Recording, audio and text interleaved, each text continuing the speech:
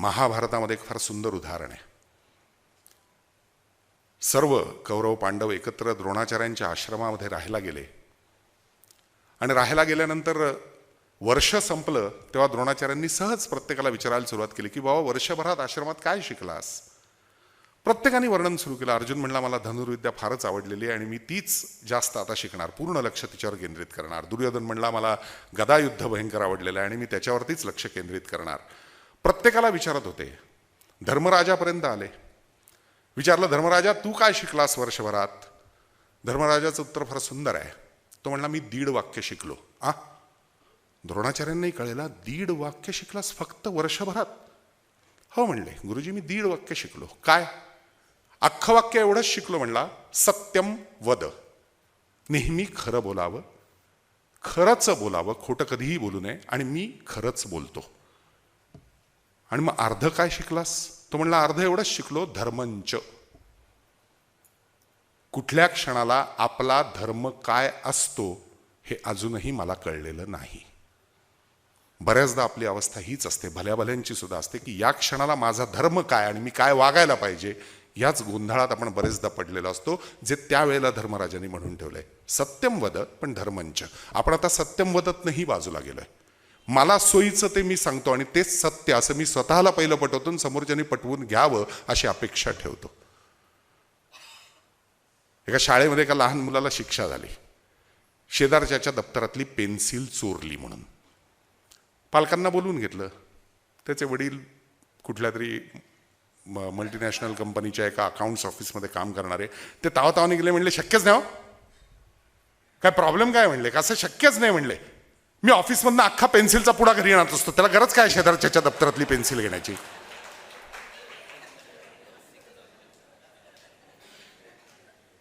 कळत न कळत आपण जी वक्तव्य करतोय, आपण जी कृती करतोय त्याचा पुढच्या पिढीवर होणारं रिफ्लेक्शन काय आहे याचा विचार आपण अनेकदा केलेला नसतो. आपल्याला ते वाटतं की हे सगळं माझ्यासाठीच आहे.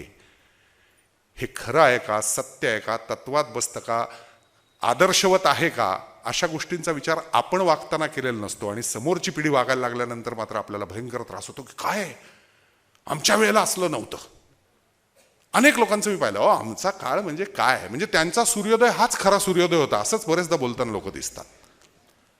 अगदी शास्त्रीयदृष्ट्या, वैज्ञानिकदृष्ट्या, भौगोलिकदृष्ट्या सर्व अर्थाने विचार केला तर पृथ्वीचा आस काही अंशाने कललेला आहे आणि तो दिवसेंदिवस थोडा थोडा अजून कलतोय असं म्हटलं जातच ना. आणि उत्तरायण दक्षिणायन हेही आपण मानतोच ना. मग त्या अर्थाने पृथ्वीचा आस जर थोडा थोडा दरवेळेला कलतोय तो रोज तो कलतोय. असं अचानक मध्येच एखाद दिवस गती दिली आपण गोळ्याला तसं नाही होतंय. ती रोज फिरतीये. मग रोज तो जर आस करत असेल तर रोज पूर्व थोडी तरी काही अंशाने दुसरीकडे गेली असेल. रोजचा सूर्योदय नवाच असेल, आदल्या दिवशीपेक्षा थोडीशी जागा त्यांनी बदलली असेल की नाही वैज्ञानिक दृष्ट्या.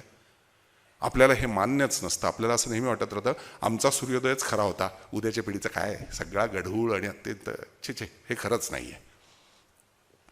मला असं वाटतं ही बदलांची प्रतिक्रिया जी असते, वैज्ञानिक प्रगतीच्या कासपट्टीवर घासत असताना, स्वतः आपण त्याच्यात ओढले जात असताना, जोपर्यंत आपण या फुटपट्टीवरती स्वतःला मापन करायला शिकत नाही तोपर्यंत पुढच्या पिढीशी आपला संवाद सुरू होऊ शकत नाही. हा संवाद ज्या वेळेला सुरू होईल तेव्हा आपोआप हे पिढीतलं अंतर कमी होईल.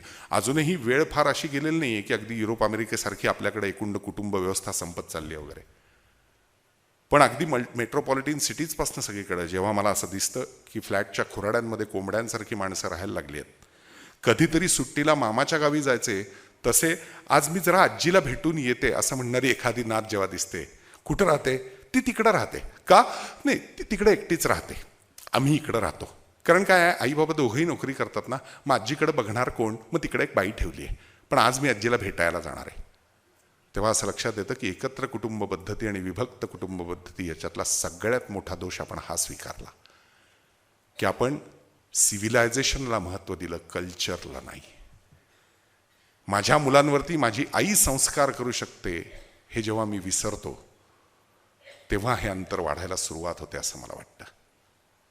नसेल तिला आधुनिक भाषा आहेत, नसेल तिला कॉम्प्युटर ऑपरेट करतायत, नसेल तिला घरच्या क्रेडलवरच बोलू शकत असेल, मोबाईल दिला तर असं बोलावं का असं हे त्या बाईला कळत नसेल आजी असल्यामुळे.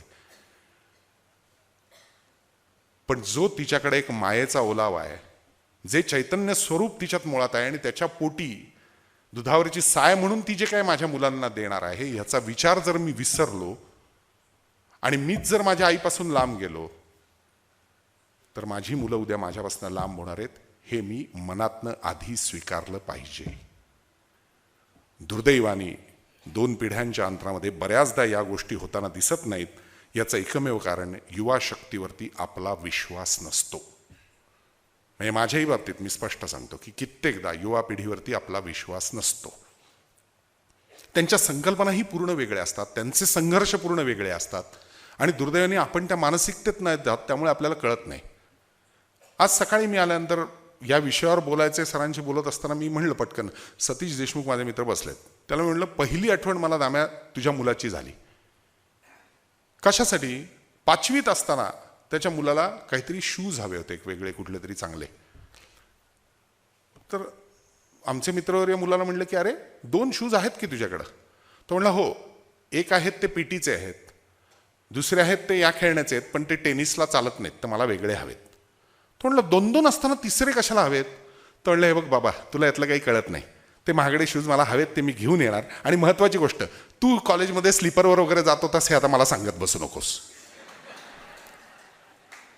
माझ्या मते हे उत्तर सगळ्यात उत्तम उत्तर होतं. दुसऱ्या क्षणी दाम्याने खिशात पैसे काढून दिले असतील. दाम्या बरोबर ना? कारण पर्यायच नाही. तुम्ही ते समजूनच घेऊ शकत नाही की हे तंत्र वाढत चाललेलं आहे आणि त्या तंत्राला आहारी गेलेली ती पिढी आहे. त्यामुळे त्यांच्या लक्षात येतं की स्पाईकचे बूट घातले तर क्रिकेटच्या पिचवर चालतात, खालनं गॅप असलेले वेगळ्या पद्धतीचे एअर प्रेशरचे बूट घातले तर मला रनिंग करता येतं, ग्रासवर घसरता येणार अशा पद्धतीचं सोल असलं तर मला टेनिस खेळता येतं. आपल्या काळात सगळ्या गोष्टींसाठी तपकिरी किंवा पांढरे 2च शूज होते. पण म्हणून त्या पिढीनेही तेच करावं हा दुराग्रहीपणा आहे असं मला वाटतं. मी मुद्दाम सिव्हिलायझेशन मधल्या गोष्टी घेत सांगतोय, कारण काय मानसिकतेशी या सगळ्याचा संबंध असतो की आपण ह्या बदलाला पटकन स्वीकारत नाही, म्हणून हे सगळं घडत असतं. मी अमेरिकेला गेलो होतो. मी आज दुपारी सांगत होतो आम्हाला की किती ॲडव्हान्स पिढी आहे बघा. अमेरिकेला गेलो, ॲटलांटामध्ये मी कोका कोला फॅक्टरीची सगळी ती टूर घेतली आणि त्या टूरमध्ये मला एका भारतीय नटीने तिकडं कोका कोलाची केलेली ॲड बघायला मिळाली. आपल्याकडेही त्या नटीची मिळते, मी काही नाव नाही सांगत, पण ती ॲड आणि भारतातली ॲड ह्याच्यात जमीन आसमानाचा फरक होता. त्या ॲडमध्ये ती जवळजवळ अर्धनग्न होती. मी म्हणलं म्हणजे माझे असे विस्फारला की ही नटी असं कधीच करत नाही, इकडं असं. तर तिथल्या एका मित्रांनी जो सेटल झाला अमेरिकेत, तो म्हणला प्रत्येक फोटोसाठी तिला $2.5 लाख दिलेत त्यावेळेला, आणि एका मॅगझिनमध्ये सगळं तिचं फोटो सेशन पण आलं होतं कोका कोला बरोबरचं.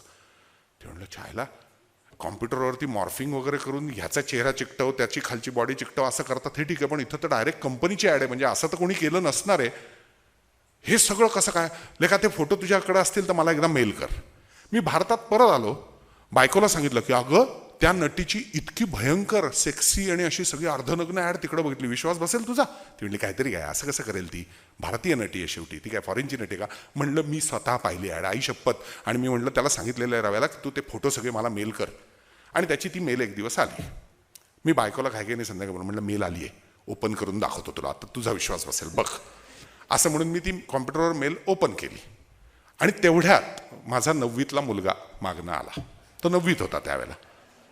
आला आणि बघितलं, म्हणला आईला बाबा तुझ्याकडे आत्ता आली ही मेल.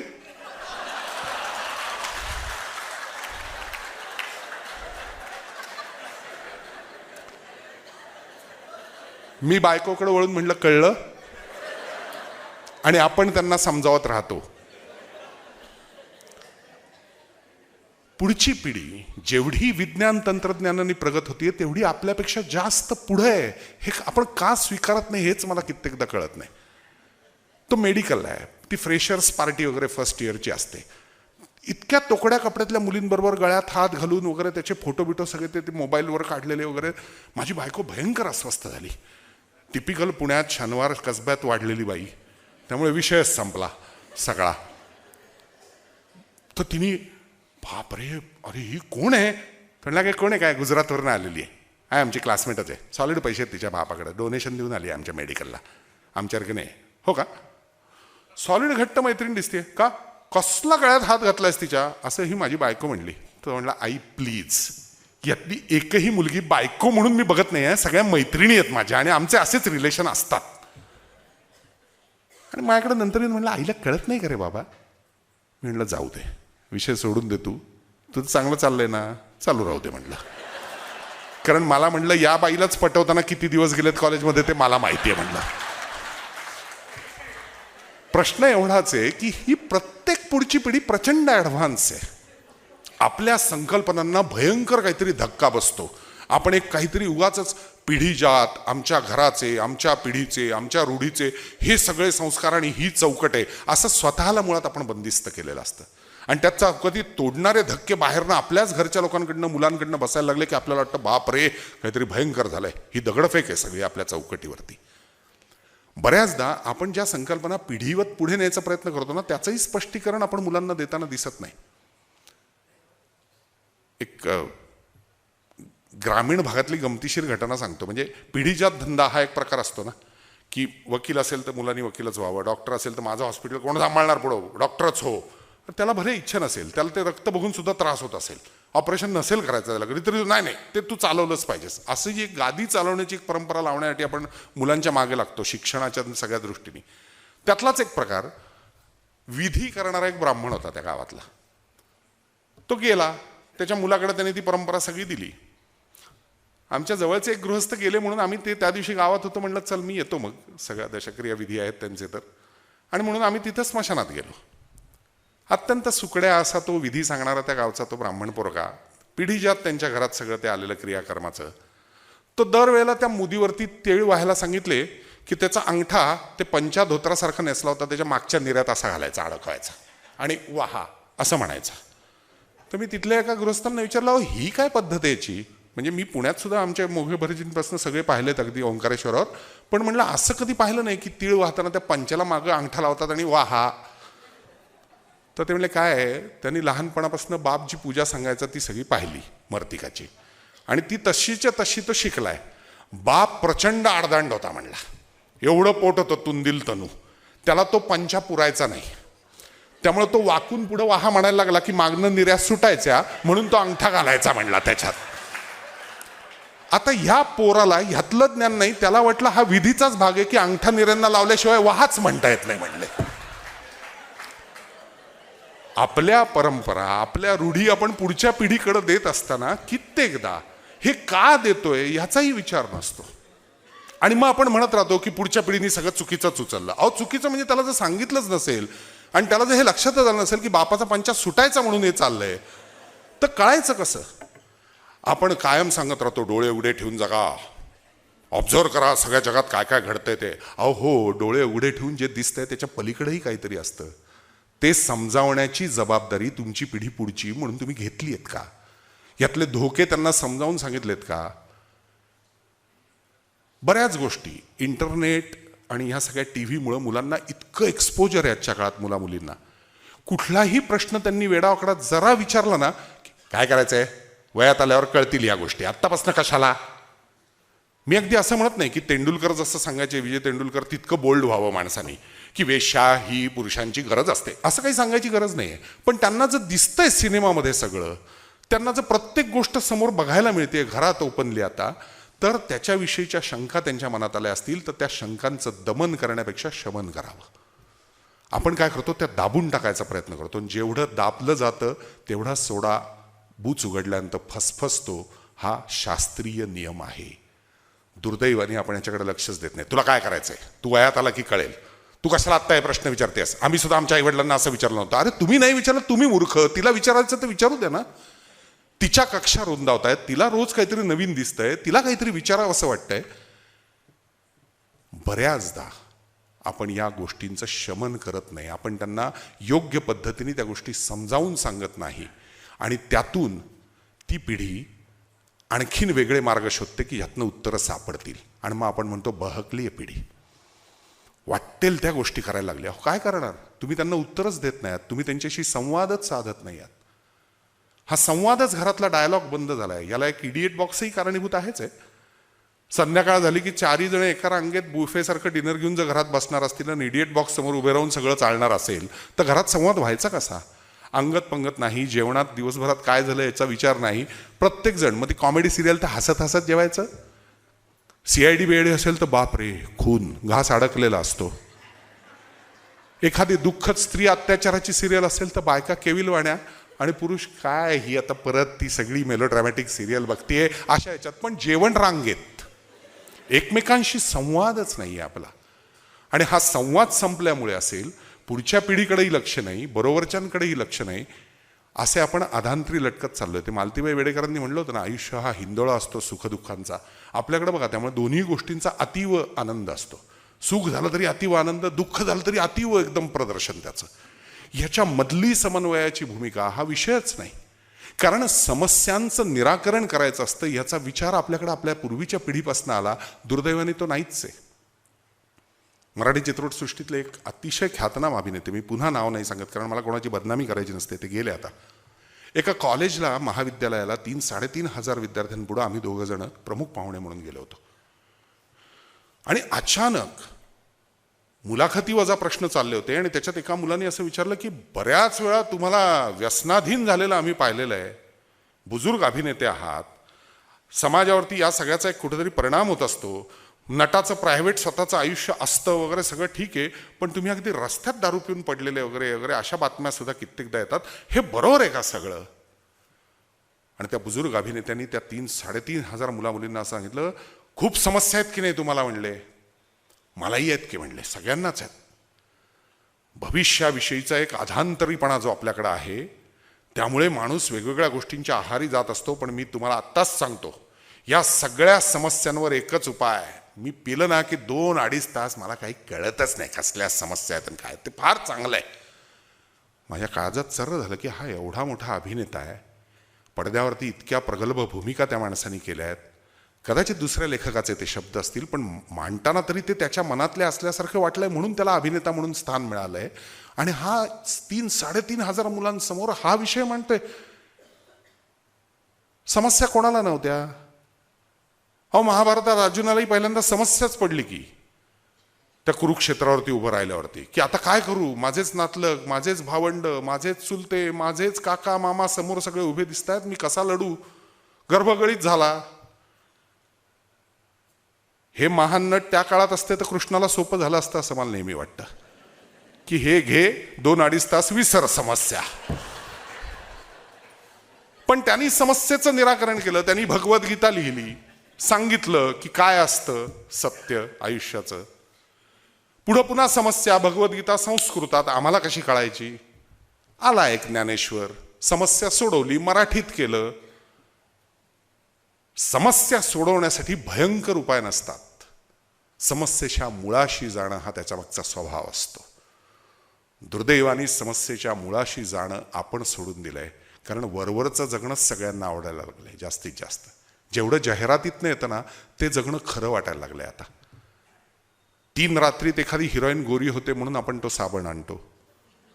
2 दिवसात एखादीच्या चेहऱ्यावरचे फोड जात आहेत म्हणून आपण क्रीम आणतो.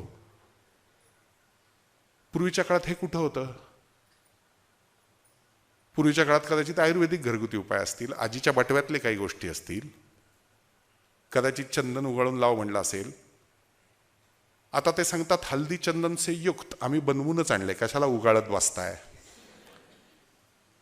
आणि आपण म्हणतो करेक्ट, आजीने सांगितलं तेच, फक्त पेस्टमधनं आलंय, जरा जास्त सोफिस्टिकेटेड माझ्यापर्यंत आलं, मला वाटलं बरं झालं. हे सगळं बाहेरचं लेपन आहे, हेच माझ्या लक्षात येत नाही. स्वभावाच्या बाबतीत, मानसिकतेच्या बाबतीत दुर्दैवाने सगळं असं झालंय की जे समोरनं आपल्यावर आदळतंय ते तसंच्या तसं आपण एकतर स्वीकारत जातो, त्याच्या मुळाशी आपण जात नाही, की जाऊ दे ना, इतर 4 करतात म्हणजे बरोबरच असणार असं समजून आपण जगत राहतो. जी मेंढरांनी जगण्याची सिस्टीम असते, एक चालतं त्याच्या मागं सगळे तसं. मी तुम्हाला गंमत सांगतो, रायगडाच्या जवळ डुकरांची शिकार करणं सगळ्यात सोपं आहे असं शिकारी लोक मानतात. का माहिती आहे का? त्यांच्यात गंमत अशी असते, ती रानडुकरं 4-5 एकत्र जात असतात त्या कड्याच्या कडेने चढत चढत. त्यांच्या मागनं हाकारे घेऊन नुसतं वर जायचं, ती पळत सुटतात मागनं शिकारी आलेत असं समजून. आणि एका विशिष्ट उंचीवर गेल्यावर तिथं आधीच 2-3 शिकाऱ्याची माणसं लपून राहिलेली असतात, हातात मोठे गोटे घेऊन. आणि ती पटकन ते समोर दिसलं की असा सोडून देतात गोटा त्या वरनं उतारावरनं. त्याला असं वाटतं पुढचं डुक्कर खाली वळलं म्हणून ते वळतं आणि अक्षरशः गडगडत खाली येऊन कपाळ मोक्षाने मरतं, गोळी पण वाचते. आपली अवस्था तशी झाली आहे. कोणीतरी काहीतरी गोटा सोडताना आपण पळत सुटतो त्याच्या मागणं, त्या उतारावरनं. आपला कपाळमोक्ष याच्यात हे आपल्या लक्षात येत नाही. बरेचदा आपला संबंध आपल्या बुद्धीशी, आपल्या विचार प्रणालीशी असतो. हे विसरून आपण आहार्य जगाच्या दिशेने फक्त वाटचाल करत राहतो आणि मग नवीन पिढी त्याच्या आहारी जायला लागली की मात्र आपल्याला त्रास व्हायला लागतो. हे काहीतरी चुकतंय, ही आपल्यापेक्षा वेगळ्या दिशेने चाललेली पिढी आहे. ही पिढी मुळात आपल्यापेक्षा प्रगत आहे, आपल्यापेक्षा प्रगल्भ आहे. याच्यावर आधी विश्वास ठेवायला आपण शिकलं पाहिजे, तरच आपण त्यांच्याशी कोपअप होऊ शकू. 4 पावसाळे जास्त आपण बघितलेत, आपण त्यांच्या आधी जन्माला आलोय. याच्यामध्ये आपला इतिहास महत्वाचा आहे, वर्तमान काळ नाही, कारण तो त्यांचा जास्त चांगला आहे आपल्यापेक्षा. आपण दुर्दैवाने आजच्या वर्तमानात जगत आपल्या इतिहासाला कुरवाळत त्यांचा वर्तमान चुकीचा आहे असं सांगत राहतो आणि ही दरी वाढत जाते. जेव्हा त्यांचा वर्तमान आपण स्वीकारू आणि आपल्या इतिहासाशी सांगड घालून त्यांना सांगू शकू की हा बेस ठेवून या वर्तमानात जगलास तर तुला मूल्य आयुष्याची कळतील, तेव्हाच ती पिढीही सक्षम आणि तुम्हाला अंतर न देणारी होईल. बऱ्याचदा हे आपल्याकडनं होताना दिसत नाही आणि त्यामुळे जास्त वाईट वाटतं.